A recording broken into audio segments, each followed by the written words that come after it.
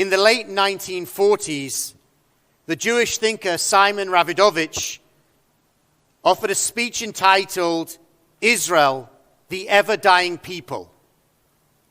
In the aftermath of the Shoah, of the Holocaust, one might have thought that he was talking about the fact that we as a community have faced challenges from the outside who have sought to destroy us and kill us. But that wasn't what he was thinking about. That wasn't what he was writing about or speaking about. Instead, as he said in the introduction, the world makes many images of Israel, but Israel makes only one image of itself, that of being constantly on the verge of ceasing to be, of disappearing. Ravidovich's basic idea was that Judaism, throughout our history, has had somewhere at its core this idea that we're about to disappear. In many ways, he's right. We don't so much have problems in the Jewish community, we have crises, moments of existential threat where everything hangs in the balance, everything might be destroyed, and we might be that final generation carrying that torch that is stretched back all those years before it is extinguished. We can go back through Jewish history to see moments in our past when this has been the case, our self-perception suggesting that we're just going to give up. That's it. We had a good run, but the time is up. The Israelites in the wilderness at various points were ready to just say enough. Then we move forward to once we had the land of Israel, and we might think especially of the destruction of the Second Temple. At that moment, our center of worship had gone. Our future looked very, very bleak. And many in the community were willing to give up, saying, once again, God had deserted us and there was nothing more for us. But one man, Yochanan ben Zakkai, believed that things could be different. Yochanan ben Zakkai went to the Romans and said, I understand that Jerusalem is going to be destroyed. And he said, give me Yavna, a small little town in the north, and I'll go there. And there, he reimagined what Judaism could be. There they established, or built on really, synagogues to become the center of Jewish worship and Jewish life. No longer would we rely on a temple. No longer would we rely on sacrifices. Instead, the synagogue was born from that moment of crisis as a solution, as a new opportunity, as a new institution, as a beacon that would shine for us into the future. But it was a moment of crisis. It was a moment when our survival did appear to hang in the balance. And right now, as we are living through and hopefully some ways, sometime emerging from this period of COVID, people are once again asking questions about what will the future of Judaism look like? Some people are suggesting we've had a good run, but it doesn't look like there's a future for the way that we do Judaism today. People question, will synagogues survive this moment? Will people continue to join communities? Is there really a future? We are again the ever-dying people experiencing a moment of crisis. But I actually think that while Ravidovich might have had something in what he wrote about the way that we approach the world, it's not that we're an ever-dying people. It's actually that we're an ever-adapting, ever-evolving, and ever-reforming people.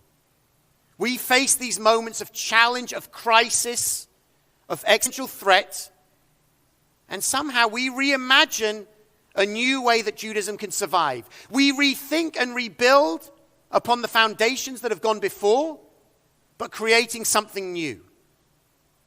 I think potentially we are in one of these moments right now for our Jewish community.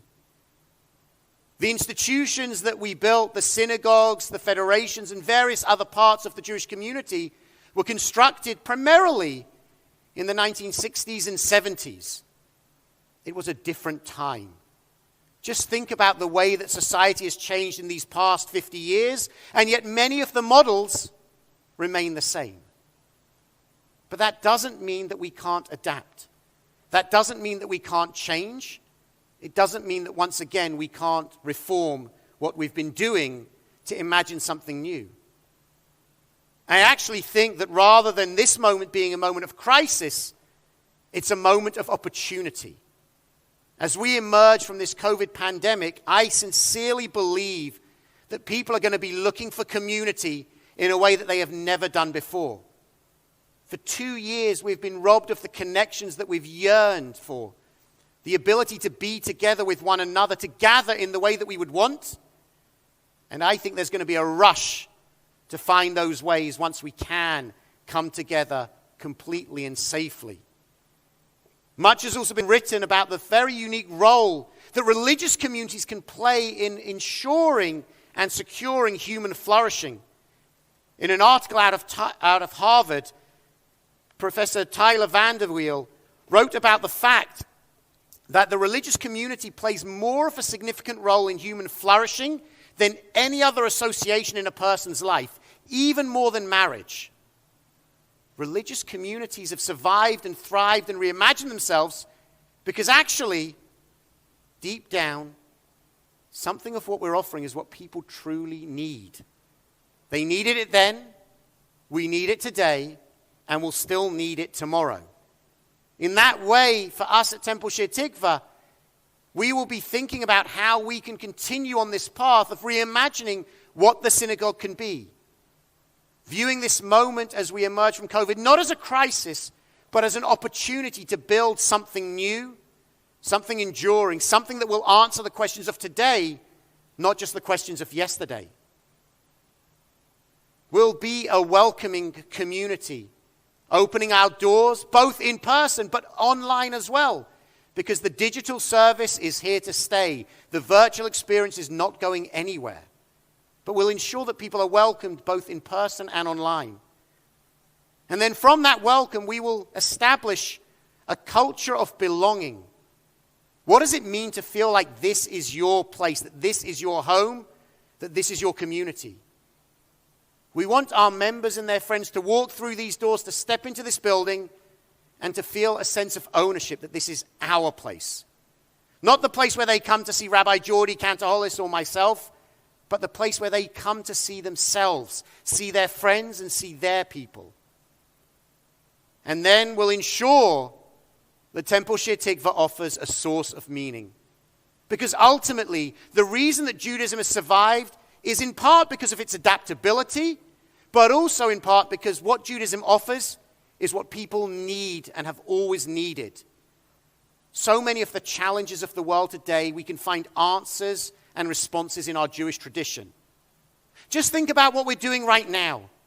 The 24/7 culture that we live in, everyone wanting an opportunity to put their devices down, to take a break, to pause, to stop. I give you Shabbat, an ancient answer to a modern problem. And I could go on and on with this list of the ways that Judaism offers us so many important lessons for the way that we should approach the world today. We've become jaded and tired.